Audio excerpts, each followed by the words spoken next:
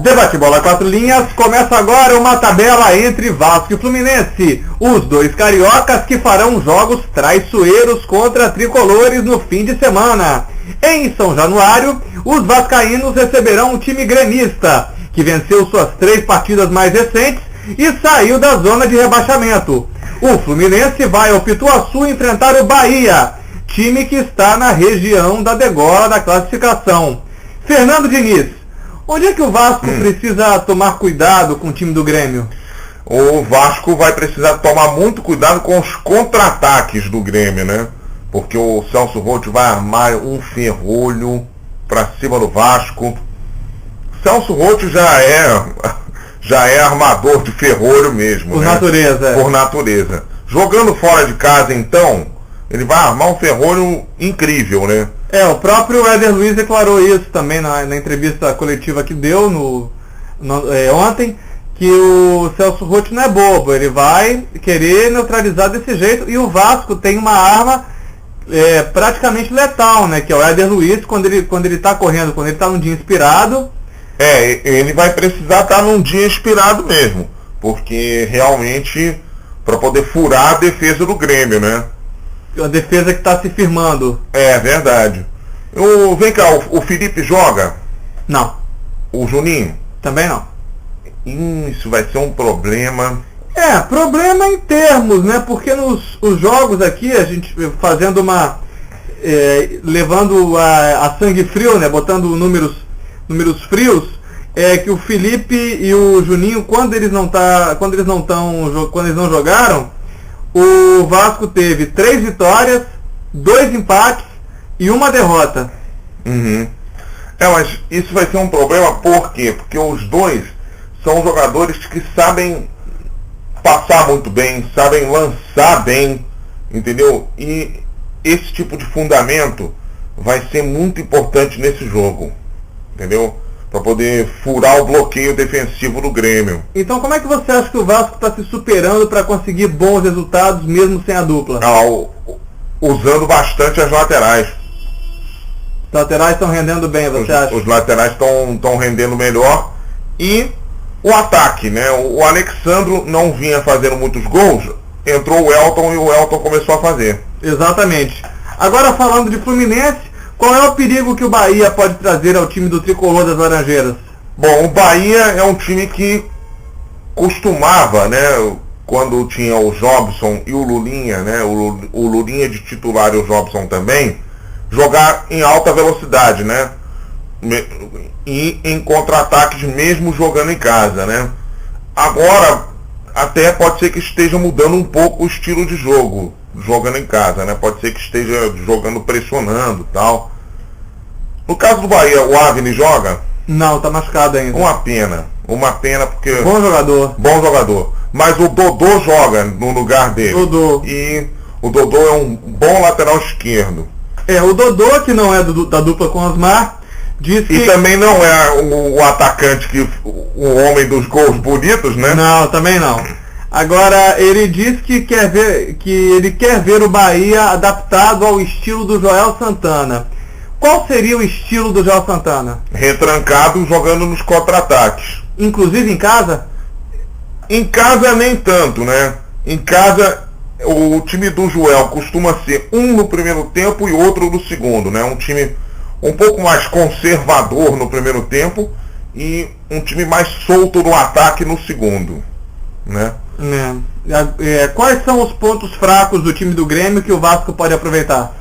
Bom, os pontos fracos do Grêmio, eu acho que o goleiro, o Vitor, não é nem um pouco confiável.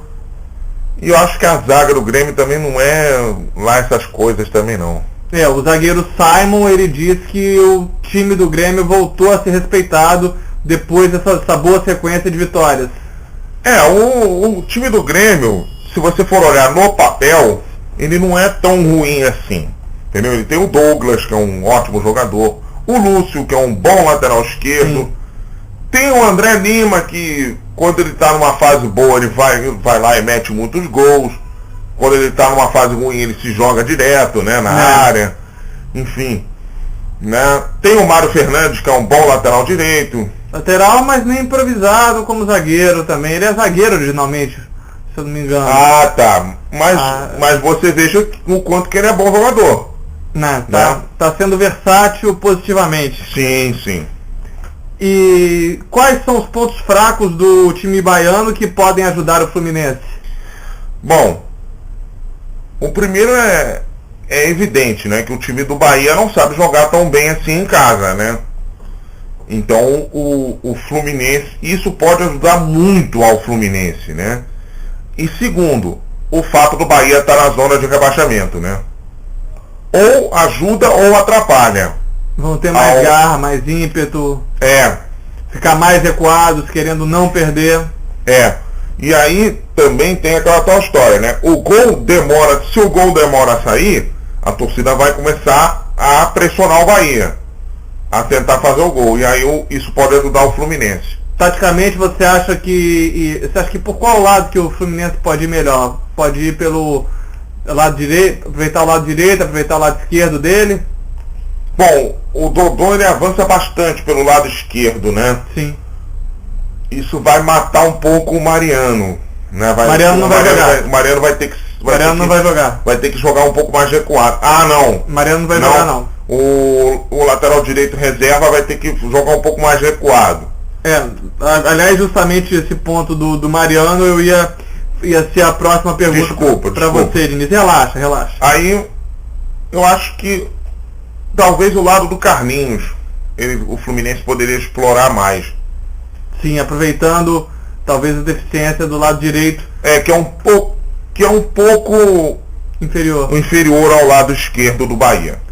Nos lugares do Mariano e do Diogo vão entrar respectivamente o Wallace, que é ótimo lateral direito, sub-17, e o Rodrigo. Olha, rapaz, o Abel então, enfim, teve a mesma visão nossa, né? Do jogo contra o Cruzeiro. Sim. Que o Rodrigo foi muito bem. O Rodrigo arrebentou naquele jogo contra o Cruzeiro, né? Ele realmente fez uma partida muito boa. O Rodrigo veio do Madureira. Isso. E entrou agora, tá surpreendendo mesmo. Surpreendeu, acho que os torcedores do Fluminense. Exatamente. Quer dizer, embora ele tenha feito um bom campeonato pelo Madureira, talvez pesasse a camisa de maior tradição. Exatamente. E além disso, aquele jogo foi o primeiro dele com a camisa do Fluminense. Sim. E nem parecia, de tão tranquilo que ele estava. Não, o Fernando Bob é aquela coisa da bobeira que o Abel dá, né? Bota bobeira nisso. Sempre, né? Agora do Vasco, Eduardo Costa, Alan, Felipe Bastos e Diego Souza foi o meio de campo treinado recentemente. Onde é que o Vasco ganha com esse meio de campo? Na marcação. Na marcação e na saída de bola pro ataque, né? Porque ele tem o Eduardo Costa, que é um jogador que marca muito bem. Tem o Alan, que marca um pouquinho menos, mas sabe sair jogando, mais ou menos. E tem o Felipe Bastos, que sabe sair jogando bem, né?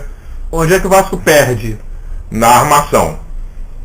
Na armação, porque ele tem só o Diego Souza, né? Que aí a marcação do Grêmio vai ficar toda concentrada no Diego Souza. Sim. E o Diego Souza anda não fazendo boas partidas pelo Vasco. Exatamente. O Celso Roth treinou o Diego Souza no Grêmio? Não me lembro. Naquela fase lá? Eu acho que ele treinou. Ele conhece. Ele treinou várias vezes, né? Ele vai Grêmio, Inter. Exatamente. Mas de qualquer forma o Celso Roth conhece bem o Diego Souza, né? De várias vezes que enfrentou, né? É verdade. Mesmo se ele não treinou o Diego Souza no Grêmio, conhece bem, né? O estilo do Diego Souza jogar. Então vai ficar um pouco mais fácil para a marcação do Grêmio, né? Concentrar em cima do Diego Souza. Ao passo que se o Cristóvão escalasse o Bernardo do lado, dividiria um pouco a criação. Mesmo que o Bernardo não jogasse bem, né? Mas ia deixar a marcação do Grêmio um pouco mais dispersa, né? De sobreaviso. Isso, com certeza. Bom, mesmo dispensado da seleção brasileira, o Fred vai jogar contra o Bahia. Você acha que isso é um risco? Olha, Vinícius, eu acho que é um risco pro próprio Fred. Sabia? É um risco que ele corre, talvez, de não voltar para a seleção. Por quê? Porque o Marcelo fez a mesma coisa, né? De pedir dispensa 2 vezes. Não, mas o caso do Marcelo foi um pouco diferente. Se eu não me engano, o Fred não pediu dispensa. Não? O Fred foi dispensado. Ah, tá. O Fred estava disposto a jogar. Ah, então tudo bem. Então, eu não sei. Não sei se é um risco, não sei. Sinceramente, eu teria que ver o jogo lá para poder avaliar isso, entendeu? Porque não seria risco do Fred sentir uma lesão durante o jogo? Risco ele tem, né? Lógico. Mas vamos ver, né? Mas você acredita que ele possa render bem mesmo com esse problema que teve? Que ele pode render. Ele não vai render tão bem assim, né, Vinícius? Porque ele perdeu um tempo de treino essa semana, né? Sim. Mas, e que ele corre risco de ter lesão, corre, né? Mas tomara que não. Ainda mais que ele é muito visado em campo, né? Exatamente.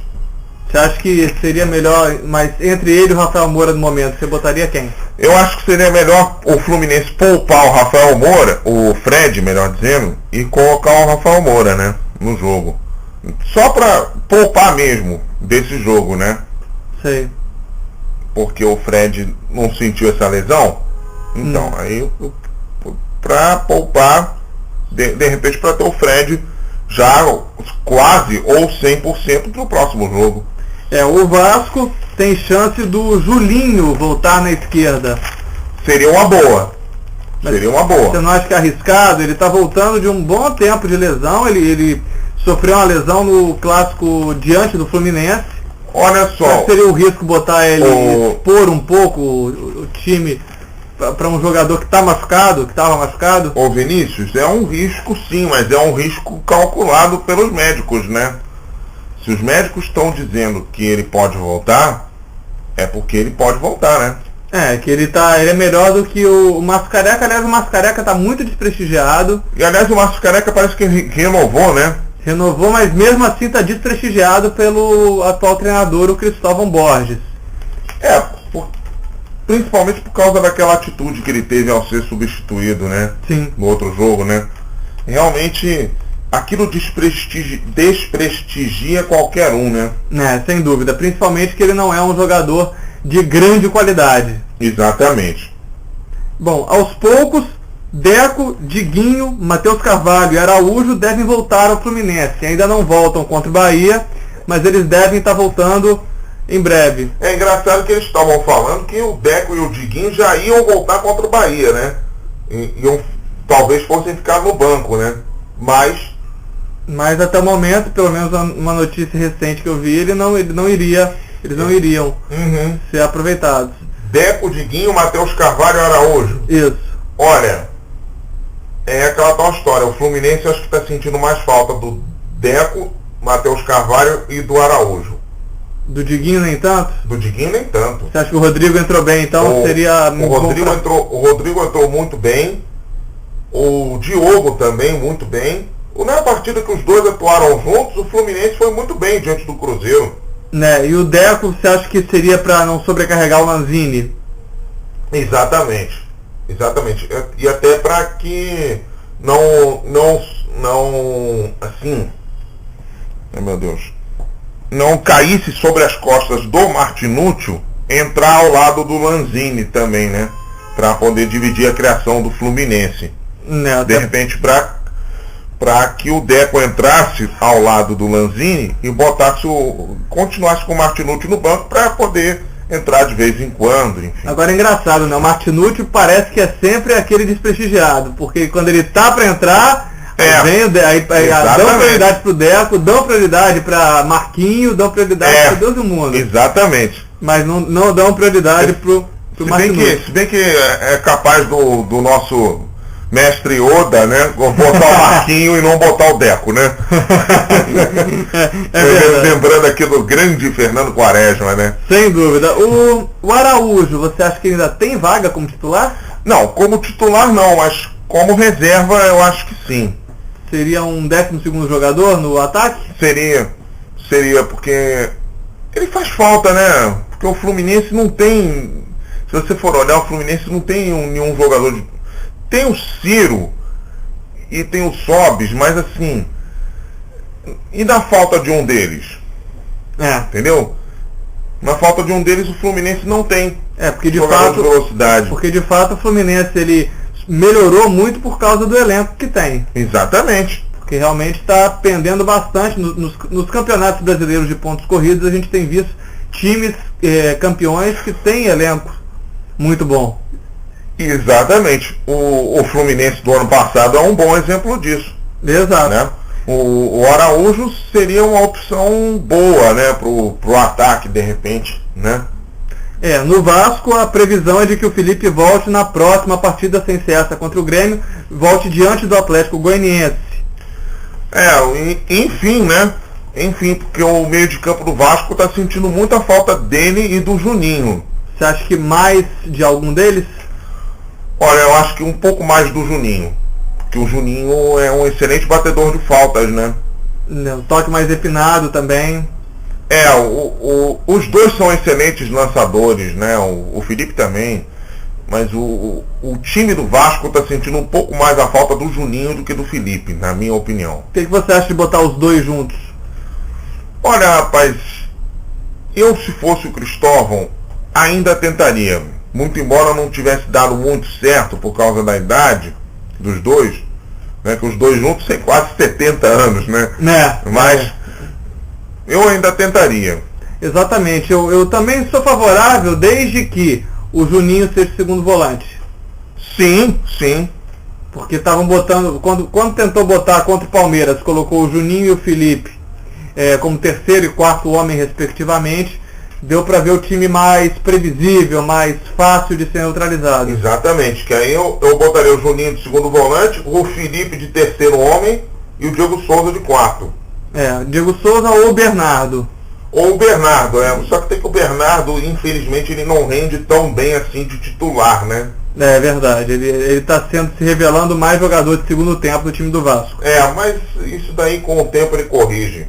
O Dedé na seleção, como você acha que rendeu? Pergunta aí da torcida vascaína. Bom, o Dedé foi bem, eu acho. Ele começou hesitante, meio nervoso e tal, mas ele melhorou e ele acabou se revelando um bom zagueiro para a seleção, eu acho. Mas é aquela tal história. Avaliar por um jogo é complicado. Eu pelo menos eu gosto de esperar pelo menos um segundo jogo ou até mais jogos para poder avaliar mais corretamente um jogador, né?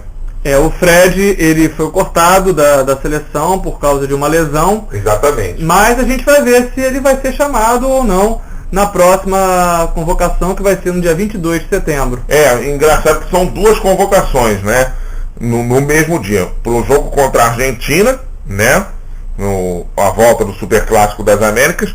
E depois jogos contra México e Costa Rica, né? Exatamente. Eu acho que o jogo do México, então, vai ser um jogo dificílimo. Dificílimo. Porque o Brasil adora ser derrotado lá pelos mexicanos. E também o time do México é muito bom agora, né? É verdade. Já diria o Quaresma, né? A tabela de primeira entre Vasco e Fluminense fica por aqui, mas ainda traz o recado final de Fernando Diniz. Bom, meu recado final, no caso do Vasco, ele vai aí para a torcida. A torcida tem que comparecer a São Januário, viu? Porque o time tem boa chance de voltar, de terminar a rodada como líder, na minha opinião. E no caso do Fluminense, olha, o Fluminense tem que aproveitar a chance que tem, viu? De ganhar fora de casa, porque o time do Bahia, quando joga em casa, não vai muito bem não, viu? Acho que o Fluminense tem uma boa chance de sair da rodada ainda no G5. Olha aí, Fernando Diniz cravando a boa chance do Fluminense. Não tô cravando nada. Tô dizendo que tem uma boa chance. Agora, daí a ele aproveitar, meu amigo, são outros 500. Eu sempre quero polemizar com o Fernando Diniz. Fernando Diniz, coitado, sopra aqui na minha mão. Não, que isso. No meu recado final do lado vascaíno, fica a expectativa de que os problemas que fizeram o Bernardo chorar durante um treino essa semana... É verdade, rapaz, que pena, né? Que pena, coitado. São problemas pessoais, que os problemas sejam resolvidos e ele volte a ter sua alegria de jogar sempre prevalecendo. É verdade, e que esses problemas, né, ele não traga esses problemas para dentro de campo, né? Sem dúvida. Normalmente até influencia, né? Mas, Bernardo, você é jovem, né? Joga a sua bola e esses problemas o tempo resolve.